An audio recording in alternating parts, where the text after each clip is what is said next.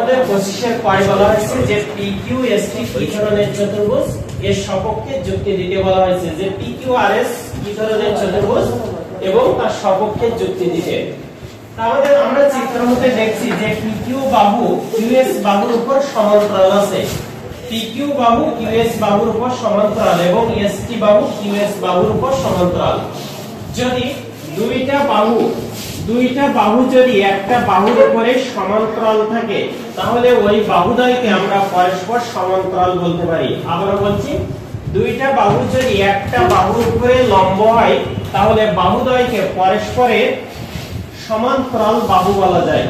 যেহেতু এখানে PQ QS বাহুর উপরে লম্ব, আবার ST QS বাহুর উপরে লম্ব, যদি দুইটা লম্ব একটা বাহুর উপরে থাকে তাহলে ওই বাহুদ্বয়কে বলা হয় পরস্পরে বা ওই লম্বদ্বয়কে বলা হয় পরস্পর সমান্তরাল। এখানে PQ বাহু আছে QS বাহুর উপরে, আবার ST বাহু আছে QS বাহুর উপরে। সুতরাং এখানে PQ এবং ST বাহু পরস্পর সমান্তরাল। এখন আমরা দেখব যে অপর দুই বাহু সমান্তরাল কিনা। আমরা দেখছি যে অপর দুই বাহু আছে QS এবং PT, যেখানে QS এবং PT পরস্পর সমান্তরাল নয় এবং কোন বাহুর উপরে লম্ব আকারেও নয়।